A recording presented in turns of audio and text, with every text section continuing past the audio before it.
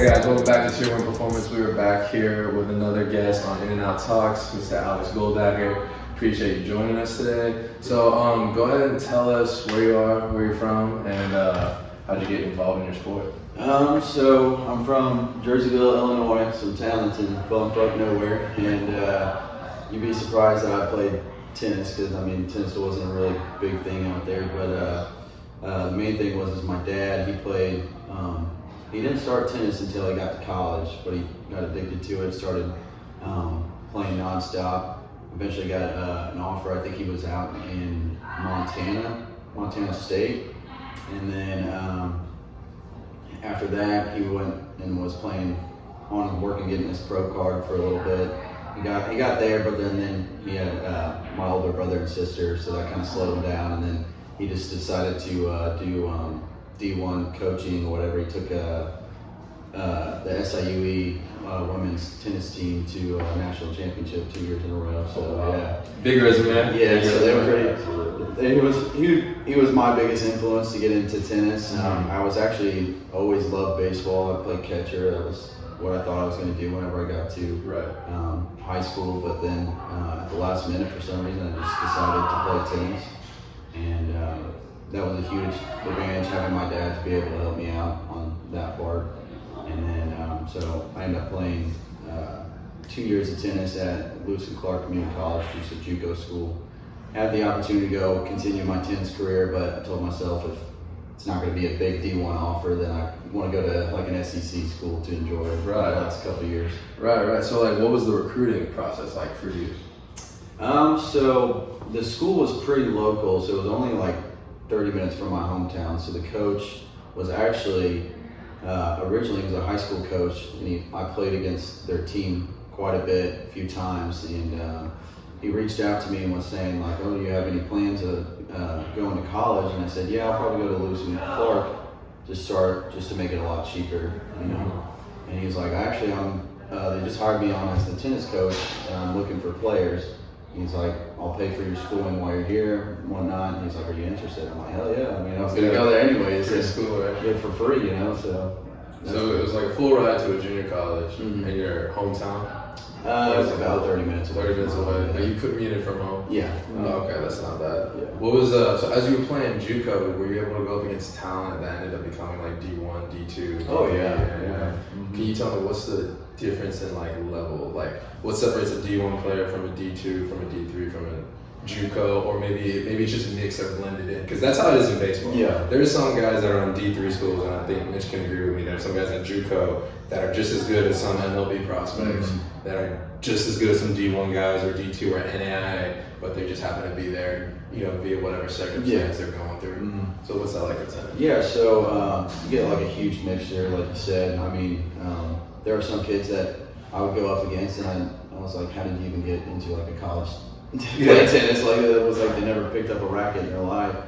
And then there were some kids that I was playing, and I'm like, why are you only at a community college? Like you should be D1 at this point. We did play a couple like small D1 schools as well, and playing them was like night and day. But I always enjoyed playing those kind of players more because it made me better as a player. Yeah. Like if you're playing down, then you're not really working on your game. You're not improving your game. But then when you play those guys that are a whole lot better than you, you have to learn how to adapt to their game to play a whole lot better. So it's kind of tough to tell. The biggest thing I think is what makes a D1 player is the mental game. Right. Like tennis is such a mental game. That was what I struggled with a whole lot. If you lose a point and you let it get to you, then it's downhill from there. It's just colossal. It just falls down throughout the rest of your matches, and that was my biggest thing. And I would say some of the players that ended up going D1, they just never let anything bother them. They just were next play, thick skin, and that's what I needed to really work on. And for the most part, and that's probably why I didn't get as big as a D1 offer. Was a lot of my matches, I would tank my matches because I'd get so pissed off and I'd break a racket or something like that and ruin my game. So I would say definitely somebody who's mentally tough is probably what makes a D1 player. Mental toughness, I think plays a huge role as far as all sports, and like as far as just living your everyday life, Mm-hmm. doing it, going to a 9 to 5 to a job maybe you love or maybe you hate. It still takes a lot of mental toughness, a lot of mental fortitude. But yeah, no, I think it's a pretty good thing you need to have in order to play at the next level, and then even more so to go pro, right? Yeah. So you were at a junior college, and you said you got some offers. What was the recruiting process from going JUCO to another school like? Because it's not all fairy tales and happy endings. Yeah. Most people believe or led to believe. Sometimes you don't get the scholarship. Sometimes you get the chance, and you're like, maybe this isn't for me. Sometimes you do get the dream, and you get to go to a school of your choice. Or sometimes you're just not good enough at all. Right. So it was kind of similar. It was coaches that came to like a couple of our tournaments and whatnot that we had, just kind of scouting us out, and then they would get in contact with my coach and then start emailing me. And the main thing is like I made it clear that I'm not going to go somewhere unless I get a scholarship offer. Because if I'm at that point, I'd rather go to a place where I'm going to get a better education and set me up for the future than just go to a school to where I'm going to play tennis on non-scholarship. So it was very similar in the fact that they're just reaching out to you. They let you know what you can offer. A lot of times they would be like, well, we can't offer you something right off the bat, but after a season with us, then we should be able to offer you a scholarship after that. Mm-hmm. I was like, I don't really want to take that risk, I'd much rather go to a larger school that I'll enjoy a whole lot and get a good education to where at least whenever I was looking for jobs, they'd be like, oh, you went to University of South Carolina. It's a good starting talking point. So you looked at it from like a business point of vantage almost. Yeah. Right. Okay.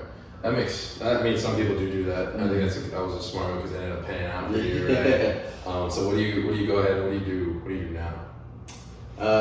Or actually, explain what happened after your career ended going through South Carolina and then it led to what you do now. Okay, so yeah, I did really miss playing tennis whenever I got to South Carolina. There was a little bit of a regret of not going out and playing because a lot of my buddies that I played with at the community college I was at ended up going on and playing tennis, and it just really sucked seeing them continue the game and enjoy it and whatnot. And I was just like, man. So I did play with the club team a few times. I would go to their practices, but to be on the club team, you got to be dedicated, and they were just as dedicated as the real tennis team in South Carolina. It was practices every night, tournaments on the weekend, Oh, wow. So I was just like, I'm at the point if I'm not getting paid to do it school-wise, I figured I'd just enjoy my social life at school. So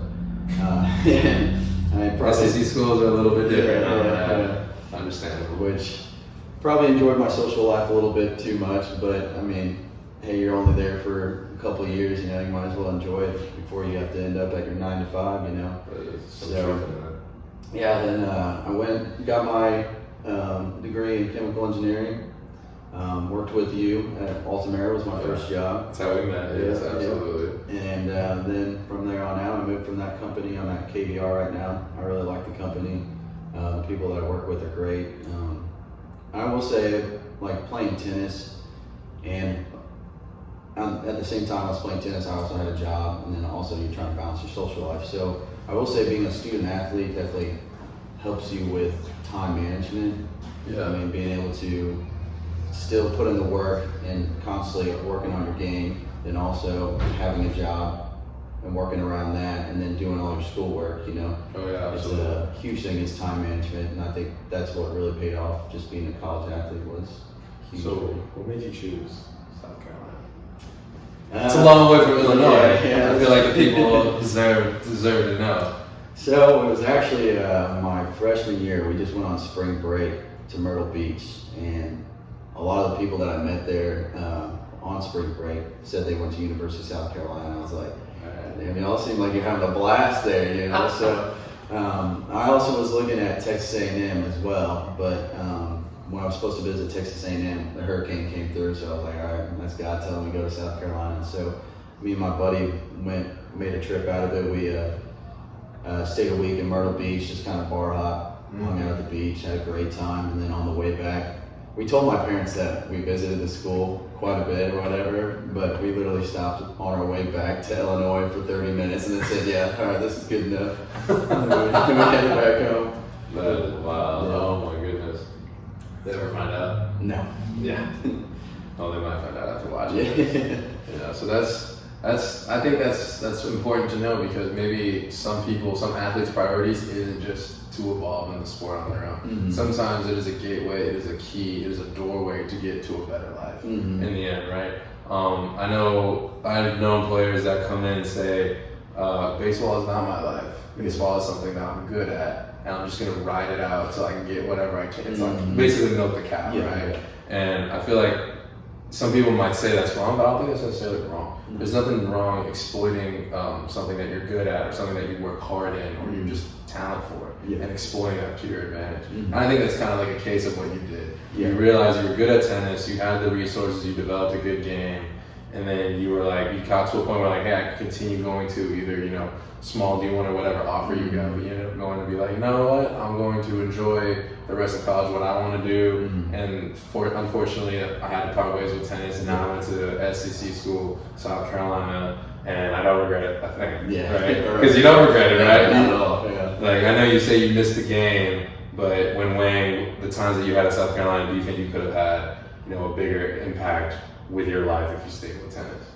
I mean, it would have definitely helped, you know, especially with college debt, you know. I mean, nobody wants to pay that shit. And Yeah. it would have been really nice to not have as much as I do right now, but you know, I got a good job, so I'm not completely worried about it, but it would be nice at the end of the day, you know, not having to pay $1,500 a month Right. in school loans and whatnot. So I do look back on that and say I have like a little regret not taking advantage of being able to possibly reduce that debt tremendously on scholarships. But you know, at the end of the day, it is what it is. I had a blast at South Carolina. Yeah. I don't think I changed a thing at all. So That's good. That's great. Because there are plenty of athletes out there that do wish they took different routes, right? It's not always like a fairy tale ending. yeah.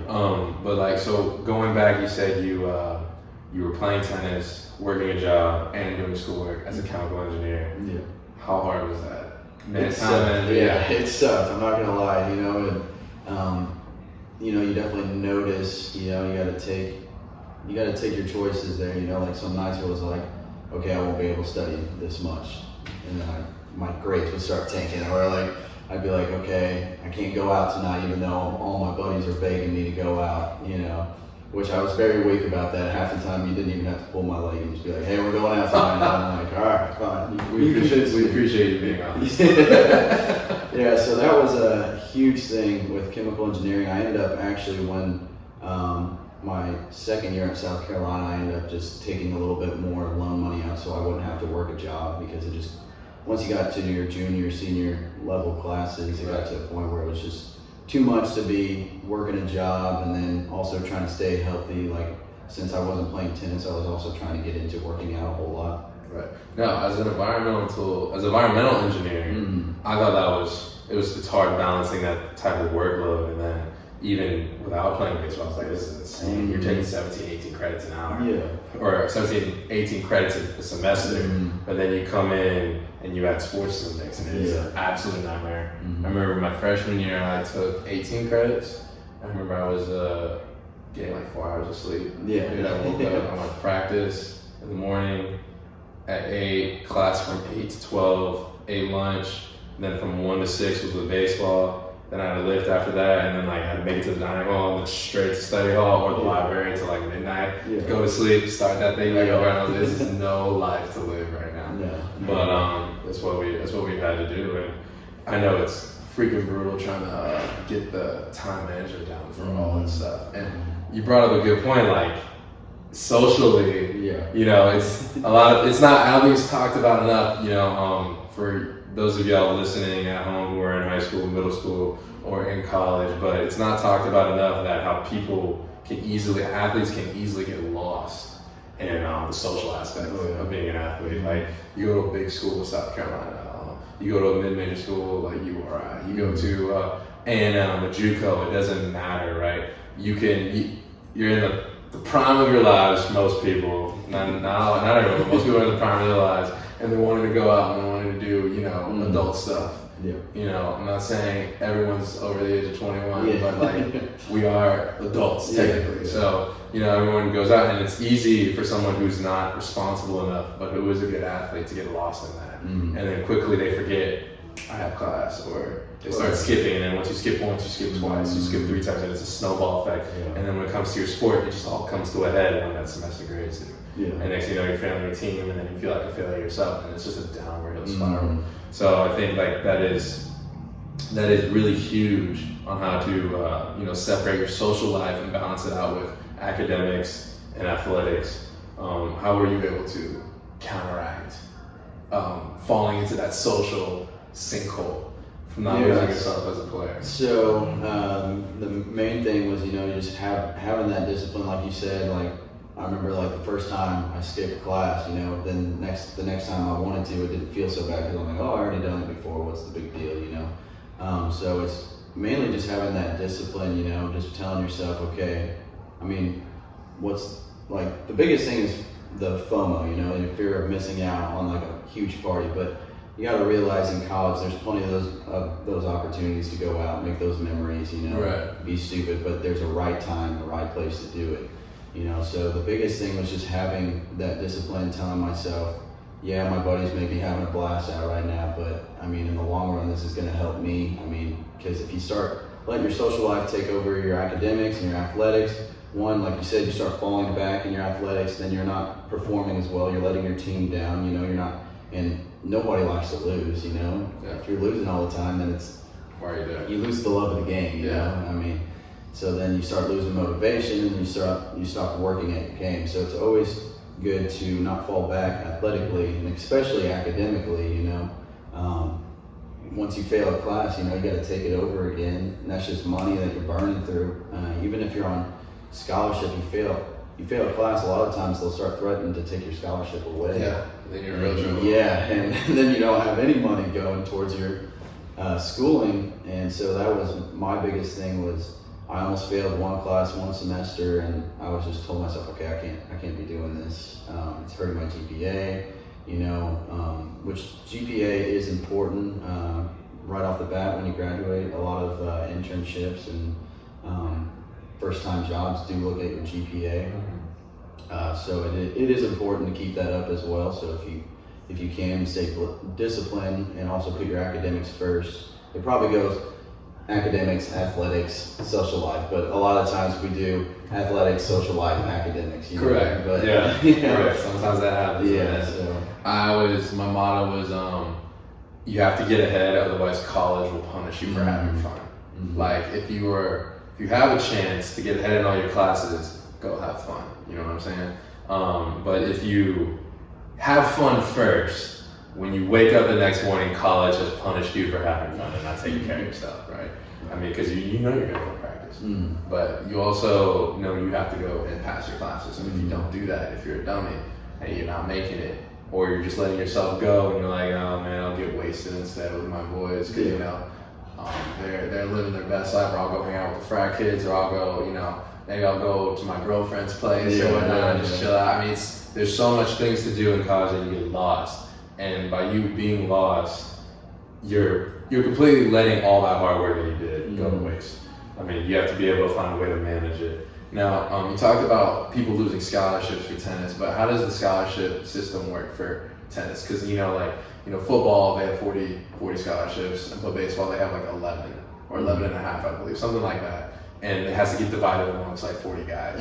So how does that work for tennis? Well, luckily with tennis, you don't need a whole lot of players on the team to make a team. You know, I think we had 8 guys on our team, because you need 6 singles players and 3 doubles teams. And a lot of times you have those 2 guys. Yeah, the 2 extra guys. You got people that are really good at doubles, so they're just only dedicated to playing doubles and whatnot. So everybody was able to get a scholarship, plus the Juco college that I went to wasn't that expensive, so they were able to afford giving us all full rides there, which was nice.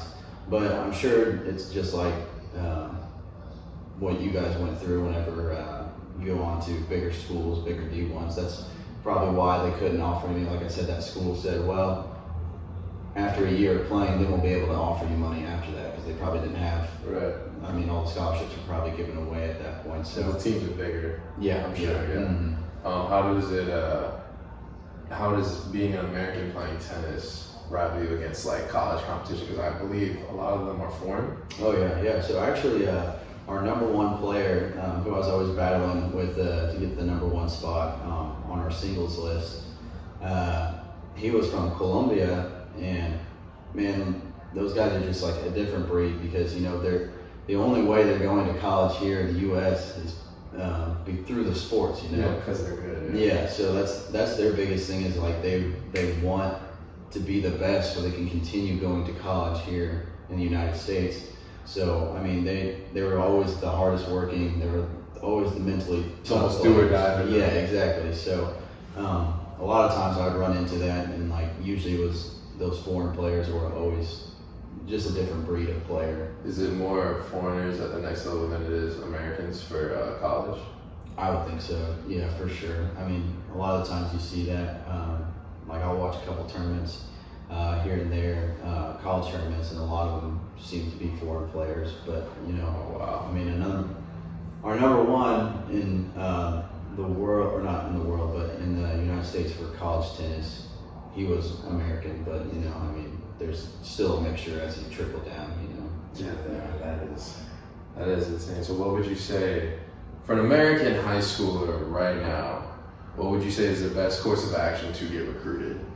So a huge thing for me was like I said, I had my dad to help me out outside of just practice alone. So a big thing I would say to obtain a scholarship is you got to put it in your own time. You can't rely on, I'm just going to show up to practice every day just with my team, and then that'll be good enough, and eventually I'll get recruited. It doesn't work like that. A huge thing was, I would go to the court by myself with a basket of tennis balls and work on my serves, or find a beat board that I can just hit the ball all day long, or work on, or just ask. Usually you got somebody on the team that's just as dedicated as you. So like I had my buddy Alex Roth, and he was my doubles partner throughout high school and my first 2 years at college tennis.